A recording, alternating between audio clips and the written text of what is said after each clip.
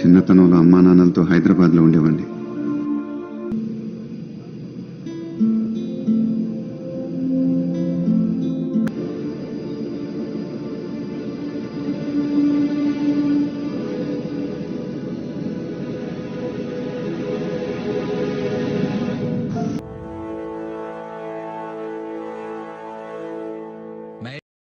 मानकर यह शपथ लेता हूं कि विधि द्वारा स्थापित भारत के संविधान के प्रति अपनी सच्ची श्रद्धा और निष्ठा रखूंगा। मैं भारत की प्रभुता और अखंडता अक्षुण्ण रखूंगा।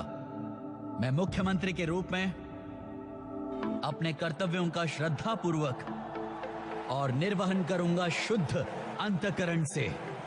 मैं पूर्ण आस्था और श्रद्धा रखूंगा तथा मैं भय या पक्षपात, अनुराग या द्वेष के बिना इस राज्य के सभी प्रकार के लोगों के प्रति संविधान और विधि के अनुसार न्याय करूंगा।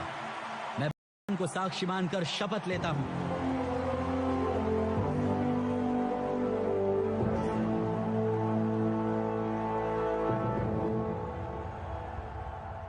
वसुमती से रिश्तों को लेकर आप क्या कहना चाहेंगे सर? वो आपके फ्लैट में हर दिन आती थी क्या? करने के लिए उसे अपने ऑफिस में काम पे बोलिए रखा। सर, क्या कहना चाहेंगे आप? आप सभी 10 मिनट के लिए चुप रहेंगे और मैं एक एक करके हर एक के सवाल का जवाब दूंगा।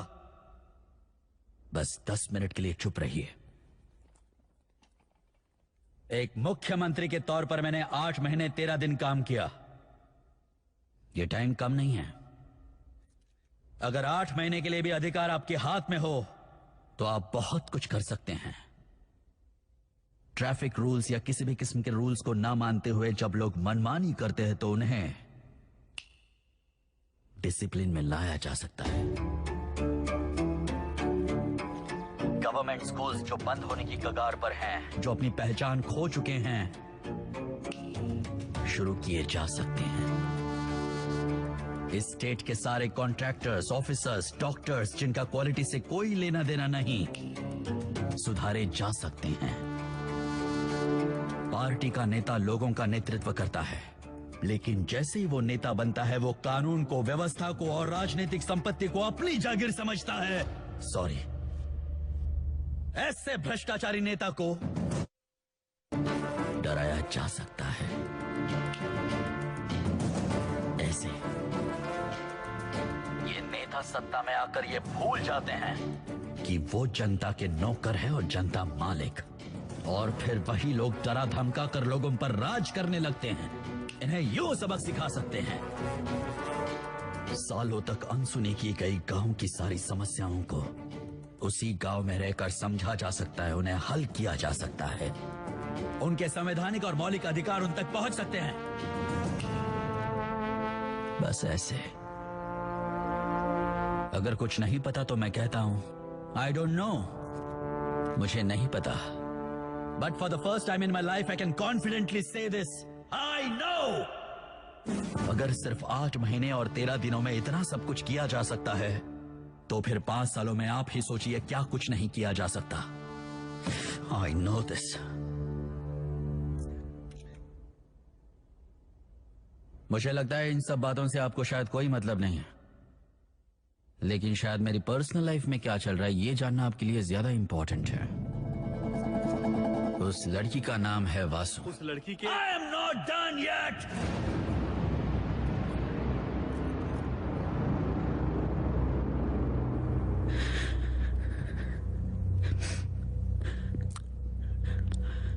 वासु जो है वो मिडिल क्लास लड़की है, अच्छी लड़की है। वो आप लोगों के जैसे ही है। एक आम सी लड़की है जो किसी इंसान को पसंद करती है, उसके साथ घर बसाना चाहती है और हमेशा खुश रहना चाहती है। उसे पहली बार देखते ही मुझे उससे प्यार हो गया। बचपन में ही मां के गुजरने से मेरी जिंदगी में खालीपन आ गया था, लेकिन वासु के आने के बाद मेरी जिंदगी में खुशियों की लहर आई। जैसे क्या कहूं, इनफैक्ट जब भी वो मेरे पास रही है मैंने दुगने जोश और मेहनत से काम किया।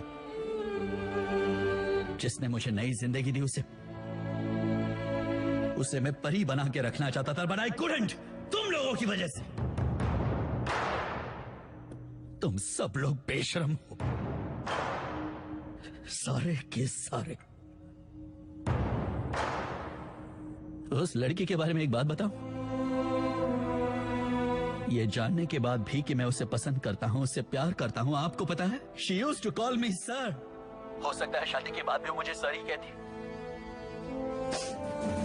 क्योंकि वो इस ऑफिस के इस पद की मर्यादा को समझती थी। लेकिन तुम लोग, you called her something else, didn't you? क्या था उस अखबार में? क्या लिखा था? हाँ, मुख्यमंत्री की रासलीला। लिखने वाला भी कोई बुजुर्ग था।